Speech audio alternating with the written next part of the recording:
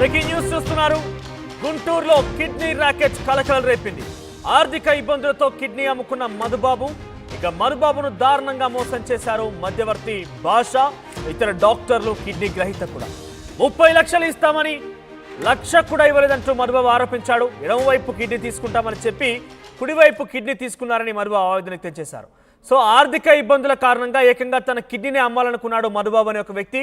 దానికి భాష అనే ఒక మధ్యవర్తి మరొక కిడ్నీ గ్రహీతను కూడా ఆయన చూపించడం జరిగింది.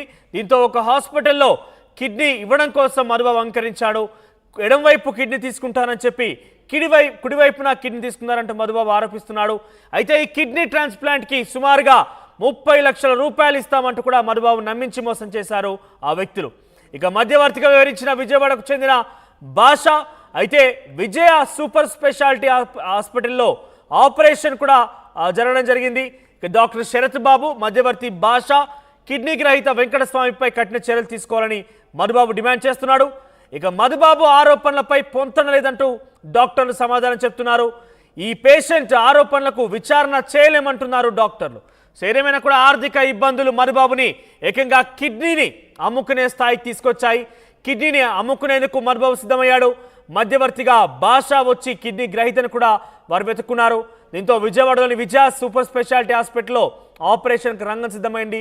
డాక్టర్ శరత్ బాబు ఆపరేషన్ చేసి ముందుగా మధుబాబు ఎడంవైపు కిడ్నీ తీసుకోవాల్సిందిగా అంగీకరించాడు. కానీ కుడివైపున కిడ్నీ తీసుకొని అక్కడ ఎవరైతే వ్యక్తి గ్రహీతగా ఉన్నారో వెంకటస్వామికి అది అమర్చినట్టుగా మధుబాబు ఆరోపిస్తున్నాడు. అయితే మధుబాబు ఆరోపణలకు ఎటువంటి పొంతన లేదు, ఇది పూర్తిగా అవాస్తవం అంటూ డాక్టర్లు కొట్టిపారేస్తున్నారు. ఈ విషయాల పట్ల విచారణ చేయడం కుదరదంటూ కూడా డాక్టర్లు తేల్చి చెప్తున్నారు. దీనికి సంబంధించి మరింత సమాచారం ప్రతినిధి రామారావు అందిస్తారు. Rama Rao, over to you. ఎదుటి వ్యక్తి అవసరాన్ని ఆసరా చేసుకొని ఏకంగా కిడ్నీ కొట్టేశారు ఓ ర్యాకెట్. గుంటూరుకు చెందినటువంటి మధుబాబుకి ఈ ఘటన ఎదురైంది. ప్రస్తుతం మనతో పాటు మధుబాబు ఉన్నారు. అసలు ఏ విధంగా జరిగింది, ఇతను ఏ విధంగా ఆ కిడ్నీ ర్యాకెట్ వలలో పడ్డారు అనేది మనం తెలుసుకునే ప్రయత్నం చేద్దాం. చెప్పండి, అసలు మీకు కిడ్నీ అమ్ముకోవాల్సినంత అవసరం వచ్చింది, వాళ్ళు మిమ్మల్ని ఏ విధంగా అప్రోచ్ అయ్యారు? అంటే నా ఆర్థిక ఇబ్బందుల చిన్న చిన్న వ్యాపారాలు చేశాను. ఇందులో కలిసి రాలేదు, అన్నీ అప్పులైనాయి. కొంచెం మా బాబు చిన్నప్పుడు హెల్త్ ఇష్యూ ఉండి ఫిట్స్ వచ్చి మా బాబుకి కొంచెం హాస్పిటల్లో కూడా ఖర్చు అయినాయి. వేరే వాళ్ళు నమ్మి ఇచ్చిన వాళ్ళు కూడా మోసం చేశారు.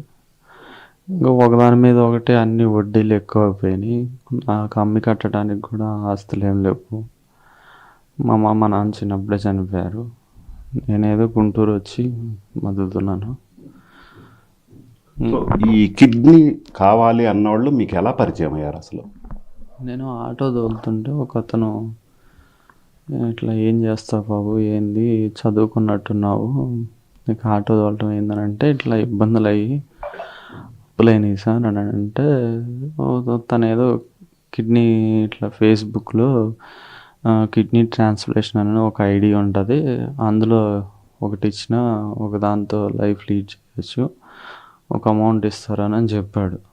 నేను కొంచెం దానికి కనెక్ట్ అయ్యాను, ఆలోచించాను బాగా. ఒక 1 మంత్ దాకా ఆలోచించి సరేనని సెర్చ్ చేసి చూస్తే ఐడి ఉంది. అందులో B positive, O positive, need, age 31, 33 అని ఉంది. నాది ఓ పాజిటివ్, ఏజ్ 31 కదా అని నేను ఫస్ట్ రిప్లై ఇచ్చాను. ఇస్తే మెసెంజర్ నుంచి భాష అన్నతను కాల్ చేశాడు. ఆ భాష అన్నతను ఆల్రెడీ ఇచ్చాడంట, చూపించాడు కూడా. తనకు కూడా స్టిచెస్ ఉన్నాయి, కోసి ఉంది, చూశాను నేను. తన హెల్త్ గురించి అంతా నేను అడిగాను, ఎట్లా ఉంది నీ లైఫ్, ఎన్నేళ్ళు అవుతుంది ఇచ్చి అని అంటే, నేను 1 ఇయర్ పైన అయిపోయింది, బాగానే ఉన్నాను, నాకు ఇట్లా అప్పులు అయ్యి మాది నంద్యాల, అయితే నేను ఇక్కడికి వచ్చి వ్యాపారం పెట్టాను, బాగా అప్పులు అయినాయి, చేసేదేం లేక నేను ఇట్లానే ఇచ్చాను, నాకు తెలిసిన మీడియేటర్ ఉన్నాడు, నేను పరిచయం చేస్తా అని అన్నాడు. సరే బ్రో, హెల్ప్ చేస్తా అంటున్నావు కదా, నేను వస్తాను అని వెళ్ళి విజయవాడ రమ్మంటే వెళ్ళాను. అక్కడ వెంకట్ అతన్ని పరిచయం చేశాడు. ఆయన ఇట్లా ఓకే చేస్తాను, వేరే వాళ్ళు ఉన్నారు, కానీ ఫ్యామిలీ పర్మిషన్ ఉండాలి అని అంటే, ఫ్యామిలీ అంటే నాకు నా వైఫ్ ఒక్కతే ఉంది అని చెప్పాను. మరి పేరెంట్స్ అంటే పేరెంట్స్ లేరని అంటే, సరే మేము తల్లి కింద ఎవరినో ఒకరిని పెడతాము, నీ ఆధార్ కార్డులు అన్నీ మాకు సెండ్ చేయమంటే సెండ్ చేశాను. తర్వాత మళ్ళా మరుసటి రోజు రమ్మంటే వెళ్తే పేషెంట్ వాళ్ళని పిలిపించారు. పేషెంట్ వాళ్ళని పిలిపించి మాట్లాడించారు. పేషెంట్ వాళ్ళని మాట్లాడిస్తే వాళ్ళ బామ్మర్ది, పేషెంట్ వాళ్ళ బామ్మర్ది అని ఈ వెంకటన్న అతను 30 lakhs ఇస్తామని మాట్లాడారు. సరే అని బ్లడ్ టెస్ట్లు, క్రాస్ మ్యాచింగ్ అన్నీ ఒక 1 week దాకా పట్టినాయి. DNA రిపోర్టు అవన్నీ క్రాస్ మ్యాచింగ్ అవన్నీ ఒక November 1st నుంచి వెళ్తే 20వ తారీఖు దాకా పట్టినాయి. ఇంకా 21 నుంచి వాళ్ళు పేషెంట్ వాళ్ళు నాకు ఫోన్ చేయటం స్టార్ట్ చేశారు. అట్లా ఈ టెస్టులన్నీ ఎక్కడ చేశారు? విజయవాడలో ఏ హాస్పిటల్లో చేశారు? విజయ హాస్పిటల్లోనే కొన్ని టెస్టులు చేశారు. హార్ట్కి సంబంధించినవి ఒక చోట, డిఎన్ఏకి సంబంధించిన ఒక చోట, ఇంకా లంగ్స్కి సంబంధించి రకరకాల చోట్లకు తీసుకెళ్లారు. సో ఈ టెస్టులన్నీ చేయించడానికి మిమ్మల్ని ఎవరి ద్వారా, అంటే మిమ్మల్ని మీ వెంబట ఎవరన్నా వచ్చారు? మీ కుటుంబ సభ్యులు అంటే మీ మిస్సెస్ లేదు, అక్కడ మీడియేటర్ మీతో పాటు ఈ టెస్టులన్నీ చేయించే చోట ఉన్నారు. వెంకటన్న భాష వాళ్ళిద్దరు ఉన్నారు. సో 30 లక్షలు ఇస్తామని చెప్పారు. మీకు ముందు ఎంత ఇచ్చారు, తర్వాత ఏం జరిగింది? అసలు ముందేమి ఇవ్వలేదు. అదే జూన్ 15 దాకా, ఏది మన November 21 నుంచి జూన్ 15 దాకా వాళ్ళే మంచిగా ఫోన్ చేసి మాట్లాడి ఏమన్నా ఖర్చులకు కావాలంటే వేస్తాము అన్నట్టుగా నమ్మిస్తూ టిప్పుకు ఒక 10,000 15,000 అట్లా వేసుకుంటూ వచ్చారు. ఒకసారి మటుకు ఒక 50,000 ఇచ్చారు క్యాష్, ఇంకా అంతే. సో మీరు కిడ్నీ ఇవ్వటానికి ఏ హాస్పిటల్కి వెళ్ళారు విజయవాడలో? అంటే మీకు కిడ్నీ తీసి వేరే పేషెంట్కి వేశారు కదా, సో అక్కడ ఎక్కడికి తీసుకెళ్లారు మిమ్మల్ని? హాస్పిటల్ విజయ సూపర్ స్పెషాలిటీ హాస్పిటల్. అదే ఇంకా సో అక్కడ డాక్టర్లు అడిగారా, అంటే ఏది మీరు ఎవరు, మీ వాళ్ళకి మీరు ఏమవుతారు, ఇలాంటివి ఏమన్నా అడిగారా? ఏం అడగలేదు? అడిగారు, అన్ని వీడియోస్ తీసుకున్నారు. బయట ఈ వెంకటన్న అతను చెప్పింది ఏంటంటే, ఇది లీగల్గానే వెళ్దాము, నీకు ఫ్యామిలీ పర్మిషన్ లేదు కాబట్టి అన్ని పర్మిషన్స్ మేమే తెచ్చుకుంటాము. నేనున్న పరిస్థితుల్లో నాకు అంత అమౌంట్ అంటే చాలా ఎక్కువ కదా సార్, నాకు ఒక 18 అట్లా అప్పు ఉంది. అవన్నీ పోయి నా లైఫ్ సెటిల్ అవుతుంది, ఒకదాంతో నేను చిన్నగా ఏదో పని చేసుకోవచ్చు అన్న ఉద్దేశంతో వెళ్ళాను. సో మీరు కిడ్నీ ఇవ్వటానికి వెళ్ళినప్పుడు డబ్బులు ఎప్పుడు ఇస్తామని చెప్పారు? తర్వాత మీకు డబ్బులు ఇవ్వకుండా ఎలాగ మోసం చేశారు? డిశ్చార్జ్ అయినాక ఇస్తామన్నారు. డిశ్చార్జ్ అయ్యాక ఇంకా ఎవరిని అడిగినా రెస్పాన్స్ అవ్వట్లా, ఈ పూట ఆ పూట అని పంపిస్తాము, మేమే తీసుకొచ్చి ఇస్తాము అన్నట్టుగా మాట్లాడారు. ఇంతవరకు ఫోన్ చేసినా రెస్పాన్స్ లేదు. అంటే మీరు కిడ్నీ ఎవరికి ఇచ్చారో ఆ వ్యక్తి పేరు మీకు తెలుసా? తెలుసా? ఏం పేరు? వెంకటస్వామి, కేతినేని వెంకటస్వామి. సో వాళ్ళని మీకు ఏదైతే మీ ఆరోగ్యం బాగుంది అని చెప్పి డబ్బులు కావాలంటే వేస్తాం 10,000 ప్రతి నెల 10,000 ఇటు 50,000 ఈ వేసిన వ్యక్తిని మీరు ఏమన్నా కాంటాక్ట్ అయ్యారా? ఆ వ్యక్తి పేరు మీకు ఏమన్నా తెలుసా? వెంకటస్వామి పేషెంట్ వేసింది, పేషెంట్ వాళ్ళే వేసింది. సో ఫైనల్గా కిడ్నీ ఇచ్చిన తర్వాత డబ్బులు అడిగితే ఏమన్నారు అని అంటే, నువ్వు ఇష్టపూర్వకంగానే కదా ఇచ్చింది, ఫ్యామిలీ ఫ్రెండ్ కిందే కదా ఇచ్చింది, నువ్వు దానం చేసావు అన్నట్టుగా మాట్లాడుతున్నారు. మాకు తగ్గట్టుగా, వాళ్ళకి తగ్గట్టుగా అన్ని ప్రూఫ్స్ నా ఇష్టపూర్వకంగానే ఇస్తున్నట్టు, అమౌంట్ ఏం తీసుకోకుండా ఇస్తున్నట్టు అన్ని వీడియోలు తీసుకున్నారు. సో ఇప్పుడు మీ పరిస్థితి ఏంది? మీ ఆరోగ్య పరిస్థితి ఎలాగుంది? మీరు ఆల్రెడీ అప్పుల్లో ఉన్నారు, ఏదో కిడ్నీ అమ్మితే డబ్బులు వస్తే వర్కౌట్ అవుద్దని అనుకున్నారు. ఇప్పుడు మీ పరిస్థితి పని చేసుకునే విధంగా ఉంది, కనీసం మీ పరిస్థితి ఎలాగుంది? పని చేసుకోవడం కాదు సార్, నేను కనీసం వాష్రూమ్కి వెళ్ళాలన్నా నాకు ఒక మంచి సపోర్ట్ ఉండాలి. ఒక 3 months దాకా నా పరిస్థితి ఏం బాగాలేదు. సో మీరు ఏం కోరుకుంటున్నారు ఇప్పుడు? నేను కోరుకునేది ఏం లేదు సార్, నాకు ఇస్తా అన్న అమౌంట్, ఇప్పుడు నాకు లెఫ్ట్ తీసుకుంటానని చెప్పి యాక్టివ్గా ఉండేది రైట్ సైడ్ తీసుకున్నారు. వాళ్ళు చేసిన ఫ్రాడ్ అది, హాస్పిటల్ వాళ్ళు. నేను అది క్వశ్చన్ చేస్తే కూడా వాళ్ళు చిల్లర అదేమంటారు లేబర్ వాళ్ళలాగా మాట్లాడుకోనని డాక్టర్ కూడా నా మీద కోప్పడ్డాడు.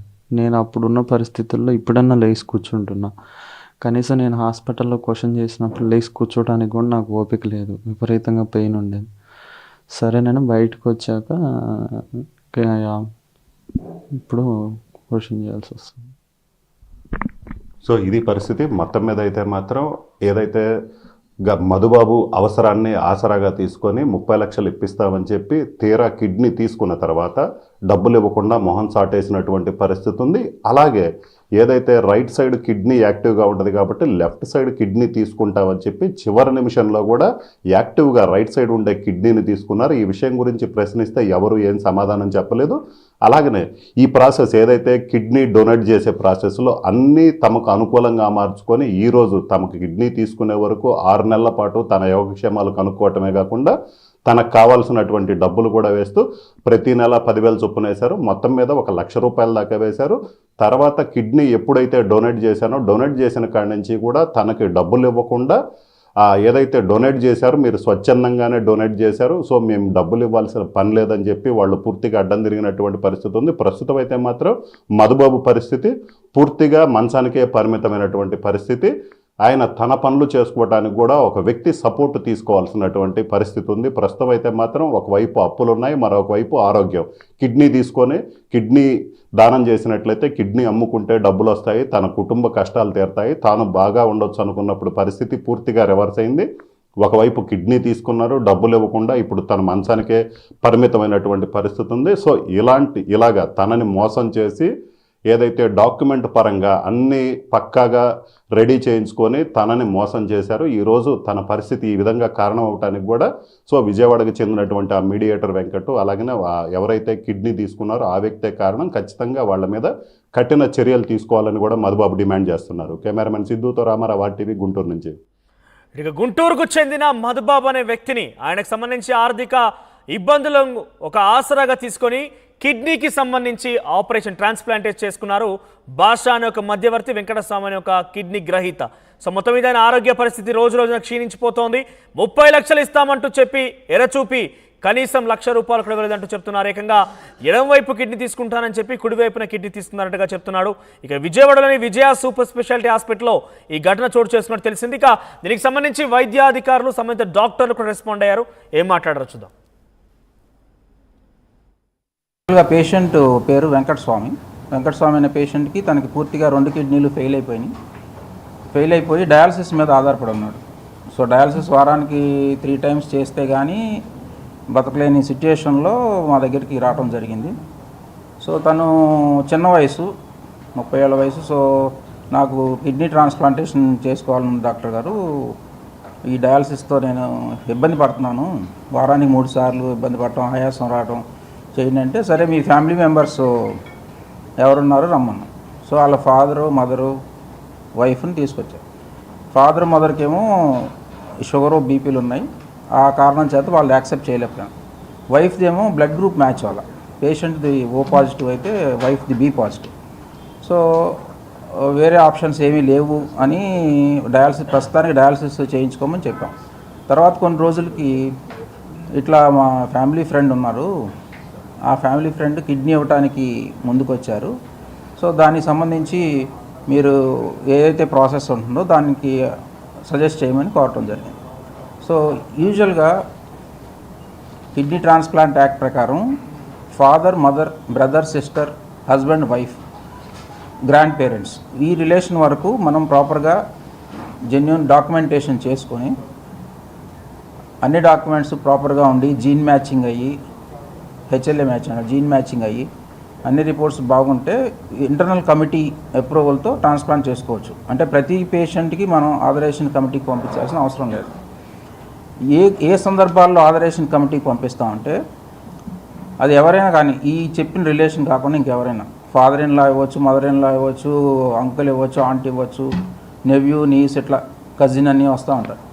సో అలాంటి సందర్భాల్లో లేదా ఫ్యామిలీ ఫ్రెండ్, వీళ్ళందరూ ఎవరు ఇచ్చేవాళ్ళు లేకపోతే ఫ్యామిలీ ఫ్రెండ్. సో ఈ సందర్భాల్లో మనం ప్రాపర్ డాక్యుమెంటేషన్, అంటే ఆథరైజేషన్ కమిటీకి డాక్యుమెంట్స్ సబ్మిట్ చేయడానికి కొంత ప్రాసెస్ ఉంది.